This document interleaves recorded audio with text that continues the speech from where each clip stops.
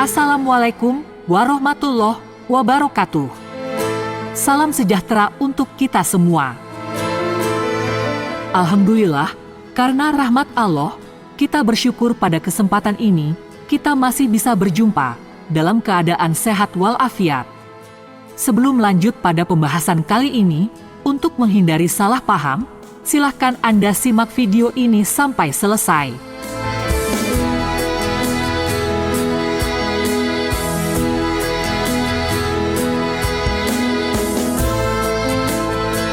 Rais Syuriah Pengurus Besar Nahdlatul Ulama PBNU, Kiai Haji Bahaudin Nur Salim, Gus Baha, menegaskan bahwa nasab atau jalur keturunan itu jangan sampai dibuat untuk gagah-gagahan.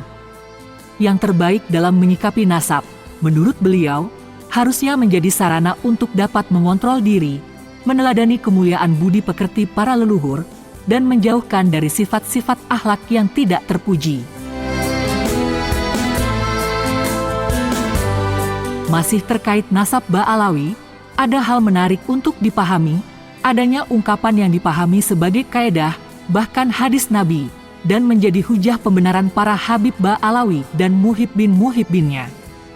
Mereka beranggapan, kaedah ini merupakan aturan baku yang tidak dapat disangkal dalam meyakini silsilah siapapun. Anggapan yang dianggap kaedah berdasar hadis Nabi, yang mereka gunakan sebagai argumentasi, mereka mengatakan, manusia dapat dipercaya mengenai garis keturunannya. Ungkapan ini merupakan kaedah fikih, didasarkan pada perkataan Imam Malik, yang kemudian dinukil dan ditulis dalam kitab-kitab nasab yang tidak muktabaroh. Rupanya, para Habib Ba'alawi dan para muhibbinnya tidak jujur dalam mengutip ungkapan ini yang disampaikan di berbagai diskusi ketika mengkonter tesis Kiai Haji Imaduddin Usman Al-Bantani mengenai penelitian ketersambungan nasab Habib Ba'alawi kepada Nabi Shallallahu Alaihi Wasallam. Menurut Gus Abdul Aziz Jazuli, dalam pemaparannya terhadap klaim kebenaran dalil ini, beliau menjelaskan dalam sebuah kanal YouTube bahwa ini merupakan ungkapan berbahaya yang akan membawa kemudaratan bagi masyarakat dan seluruh umat Islam. Menurut beliau, anggapan demikian dalam konteks pengakuan dzurriyyah Nabi, hanya akan membuka peluang bagi orang-orang yang mengaku bernasab suci kepada Nabi Shallallahu Alaihi Wasallam tanpa berdasar dalil apapun terhadap pengakuannya. Yang kemudian menjadi persoalan, apakah kaidah ini merupakan perkataan bersumber dari Rasulullah atau hanya ungkapan ulama? Dari itu, sebelum kita lanjutkan pada pokok pembahasan ini, mari kita simak beberapa penjelasan Gus Aziz Jazuli. Dan di sini akan kita bahas apakah itu merupakan kalam dari Rasulullah atau ungkapan dari ulama. Apa itu? Yaitu an-nasu mu'tamanuna ala ansabihim, atau dalam redaksi lain, al-mu'minu mu'tamanun bin ala nasabihi. Manusia, yang intinya adalah manusia itu dipercaya dalam nasab-nasab mereka. Apakah kenyataannya itu demikian? Satu, apakah itu merupakan kalam dari Rasulullah? Dan ternyata itu bukan. Bisa kita lihat di dalam kitab Al-Maqasidul Hasanah karya Imam As-Sakhawi rahimahullahu ta'ala bahwa beliau menisbatkan perkataan itu kepada Imam Malik. Dan kalau kita telah di dalam kitab Rasail fi Ilmil Ansab, Rasail fi Ilmil Ansab, ungkapan itu meskipun dinisbatkan kepada Imam Malik, tetapi sanadnya tidak muttasil. Dan justru itu adalah satu ungkapan yang lemah. Dari penjelasan Imam As-Sakhawi dalam kitab Maqasidul Hasanah, karya Imam As-Sakhawi rahimahullahu ta'ala, beliau menisbatkan perkataan itu kepada Imam Malik. Ketika ditelaah lebih lanjut di dalam kitab Rasail fi Ilmil Ansab, walaupun dinisbatkan kepada Imam Malik, tetapi ungkapan yang dianggap kaidah itu tidak tersambung sanadnya, sehingga kedudukan ungkapan atau kaidah itu menjadi dalil lemah bahkan batal bila argumentasi nasab Ba'alawi didasarkan pada ungkapan tersebut.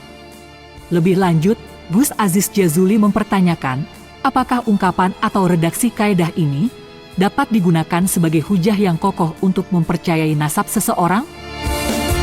Berdasarkan keterangan dari kitab Rosa Ilfi Ilmil Ansab, karya Husin Haidar Al-Hashimi halaman 134, kutipan yang diambil Gus Aziz Jazuli, beliau menjelaskan keterangan kitab itu yang menyebutkan bahwa manusia dapat dipercaya atas nasab-nasab mereka, bila mana mereka tidak mengaku sebagai seorang duriyah Nabi Shallallahu Alaihi Wasallam. Menurut Gus Aziz Jazuli, ada juga dalam redaksi lain yang menjelaskan bahwa orang yang beriman dapat dipercaya atas nasabnya. Sebenarnya, ungkapan yang dinisbatkan kepada Imam Malik bin Anas tersebut tidak dapat dipastikan dari Imam Malik, sebab periwayatannya tidak dengan sanad utuh dan pasti, justru periwayatannya berdasar pada sanad terputus yang dikategorikan sebagai hadis mursal. Dan pertanyaannya, apakah itu merupakan satu kaidah yang digunakan di dalam ilmu nasab? Artinya apakah kita itu menggunakan, atau ulama-ulama ahli nasab itu menggunakan redaksi tersebut sebagai kaidah yang paten, sebagai sebuah kaidah yang kokoh dalam mempercayai sebuah nasab? Nah, mari kita bahas, dan saya kutipkan keterangan ini dari kitab Rosa Ilfi Ilmil Ansab karya Husin Haidar Al-Hashimi. Silahkan Anda buka di halaman 134, di mana beliau menyebutkan annasu mu'tamanuna ala ansabihim man lam yadda'u syarafan. Manusia itu dipercaya atas nasab-nasab mereka selagi mereka itu tidak mengaku sebagai seorang syarif, sebagai seorang dzurriyyah Rasulullah Shallallahu Alaihi Wasallam. Atau dalam redaksi lain, al-mu'minu mu'tamanun ala nasabih, orang yang beriman itu dipercaya atas nasabnya. Hiya maqulatun, itu adalah sebuah ungkapan nusibat yang dinisbatkan ilal Imam Malik Ibni Anasin, yang dinisbatkan kepada Imam Malik bin Anas, walam tathbut anhu, dan ucapan tersebut tidak bisa dipastikan dari Imam Malik, wala ruyat anhu, dan tidak diriwayatkan dari Imam Malik musnadatan, dalam keadaan bersanad, bal mursalatan, tetapi mursal, alias di situ ada keterputusan riwayat. Ada beberapa bahaya yang akan ditimbulkan dari ungkapan kaedah di atas yang dianggap hadis oleh kalangan Ba'alawi dan keturunannya, serta para muhibbin mereka yang membela nasab Ba'alawi. Pertama, bahwa ungkapan itu akan membuat para pembohong akan semakin berani mengaku-ngaku nasab tertentu. Kedua, orang yang mengaku-ngaku nasab itu, jiwanya akan semakin membara dalam pengakuannya. Ketiga, dari ungkapan yang dianggap kaedah itu, siapapun akan berprasangka bahwa itu adalah hadis Nabi riwayat Imam Malik, padahal sanadnya terputus dan tidak dapat dipercaya. Keempat, tentu saja ungkapan itu akan dianggap kaedah ilmu nasab berdasar hadis Nabi yang bersumber dari wahyu. Bila hari ini Ba'alawi dan keturunannya masih mengaku bernasab suci kepada Nabi, itu merupakan fitnah yang akan menyebabkan terjadinya malapetaka. Dan seluruh umat Islam, setelah mengetahui kebenaran ini, wajib segera berpaling dari mereka dan menolak pengakuan nasab mereka yang batil. Dari itu, para ulama ahli nasab muktabaroh tidak menggunakan ungkapan ini sebagai kaedah dalam kitab-kitab nasab mereka, sebagaimana Ba'alawi dan keturunannya yang menganggap kaedah tersebut berdasarkan hadis Nabi. Padahal, ungkapan yang dianggap kaedah tersebut merupakan ungkapan yang digunakan para ahli fikih, diimplementasikan hanya dalam hal-hal atau persoalan tertentu. Waqad jarra'at al-kadzdzabina, dan bahkan ucapan tersebut itu membuat berani kepada orang-orang yang bohong, pembohong ya, dalam nasab tentunya. Wasa'arat al-ad'iya, dan membuat orang-orang yang mengaku-ngaku itu kobaran, atau membuat kobaran kepada orang-orang yang mengaku-ngaku. Titik. Wa za'ama ba'dun nasi annaha min ahaditsin nubuwah, sebagian orang itu menyangka bahwa itu termasuk dari hadis-hadis Nabi. Wa za'ama akharuna annaha qaidah, dan orang lain, sebagian orang menyangka bahwa itu merupakan sebuah kaidah. Falahia kalamun nubuwah, tidaklah ungkapan itu adalah ucapan dari Rasulullah, wala makhrajuhal wahyu, dan juga bukanlah sumbernya itu adalah wahyu. Wala hiya ma'dudatun minal qawaid, dan tidaklah ucapan itu termasuk kategori dari kaidah-kaidah nasab khususnya ya. Artinya An-nasu mu'tamanuna ala ansabihim, manusia itu dipercaya mengenai nasabnya, itu juga tidak digunakan di dalam kaidah-kaidah nasab. Bukan hadis Rasul, dan juga bukan sesuatu yang berdasarkan atau bersandarkan kepada wahyu dari Allah Subhanahu wa taala. Wa kalamun nas mata ahdatsana wa hadzal bala, dan ucapan manusia ketika menyebabkan bala-bala ini, waqa mithla hadza ad-darara, dan dapat menjatuhkan kemadharatan atau membuat kemadharatan, fa innama yajibu ta'tiluhu wa ihmaluh, maka yang wajib itu adalah ta'til, membatalkan ucapan tersebut, wa ihmaluh, dan membuang. Dan bagi para ahli nasab muktabaroh yang berkelanjutan dari generasi ke generasi, tidaklah mungkin akan menggunakan kaedah ini di dalam penelitian-penelitian nasab atau penulisan ulang kitab-kitab nasab sebagai referensi dari kitab nasab sebelumnya. Sedangkan para ahli fikih ketika menerapkan kaedah ini, tak lebih dari kehati-hatian mereka dalam mengungkap nasab seseorang yang tidak diketahui. Sementara orang-orang yang belum diketahui nasabnya tersebut tidak menjadi jaminan untuk dapat diterima oleh para ahli nasab. Sehingga kaedah ini tidak dapat digunakan sebagai sandaran para ahli nasab ketika ada seseorang yang mengaku-ngaku sebagai keturunan Nabi. Sementara Nabi Shallallahu Alaihi Wasallam jelas dalam sabda beliau mengatakan wajib bagi orang yang mengaku-ngaku untuk mendatangkan bukti.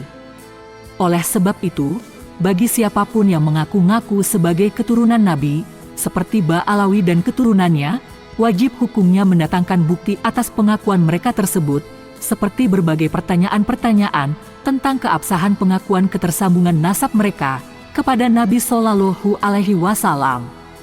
Sementara kemasyhuran atau kepopuleran secara menyeluruh nasab Ba'alawi, syuhrah wal istifadah yang dimaksud, tidak diketahui sejak kapan, sejak abad keberapa nasab ini dikenal menyeluruh di berbagai kalangan, di segala zaman, seperti yang selalu diklaim sepihak Ba'alawi dan turunannya. Seperti yang telah dibahas oleh kiai-kiai muda, nasab Ba'alawi dan keturunannya baru diketahui sejak Ali Abu Bakar As-Sakron pada abad ke-9 yang memproklamirkan diri sebagai keturunan Ubaid, kemudian berubah menjadi Ubaidillah, lalu disesuaikan namanya dengan Abdullah, dipersepsikan sebagai anak Ahmad bin Isa An-Nakib yang bercucukan Alawi. Dari Abdullah dan Alawi inilah, oleh Ali Abu Bakar As-Sakron, para habib itu digantungkan nama mereka sebagai Ba'alawi Hadromi Yaman. Sementara kepopuleran menyeluruh, yang disyaratkan kitab-kitab nasab, sangat jelas digambarkan Gus Aziz Jazuli seperti berikut. Ya, mari kita sedikit membahas tentang asyuhrah dan istifadah dari kitab Muqaddimat fi Ilmil Ansab karya dari Ad-Dulaimi. Silahkan Anda buka di halaman 59 asyuhrah, ya. Di mana di sana disyaratkan syarat asyuhratu, yaitu kemasyhuran, kepopuleran. Syurita an takuna hadhihi syuhratu bil istifadah, disyaratkan kemasyhuran ini itu harus tersebar bil istifadah, dengan tersebar merata. Wa alla takuna mustahdatsatan, dan kemasyhuran ini bukanlah hal yang baru. Artinya kemasyhurannya itu dari masa ke masa, dari generasi ke generasi sudah masyhur. Ya kan? Tammat tafqifu 'alaiha, yang sempurna penetapan atas kemasyhuran itu. Fa idza ishtahara an-nasabi qabilatin minal qabail, dan ketika sudah menjadi masyhur dari nasab kabilah, salah satu kabilah dari beberapa kabilah, annaha tantasibu ilan nasabil fulani, bahwa kabilah tersebut memiliki nasab kepada nasabnya fulan, wala yujadu mani'un ilmiyun, dan tidak ditemukan pencegah mani, sesuatu yang menghalangi, ilmiyin yang bersifat ilmu, fayukhadu bisyuhrati inda dzalika, maka hukum kemasyhuran itu dapat diambil, artinya nasabnya bisa tetap ketika memang memenuhi syarat-syarat yang ada ini, ya kan? Tidak ditemukan satu pencegah yang berdasarkan atas ilmi, keyakinan atau pengetahuan yang luas. Dari itu, bagi Ba'alawi dan turunannya, serta para muhibbin mereka yang fanatik buta dan jauh dari objektivitas atas pembelaannya terhadap keabsahan nasab Ba'alawi, ditinjau dari sisi syuhroh wal istifadwoh, kemasyuran dan kepopuleran yang menyeluruh.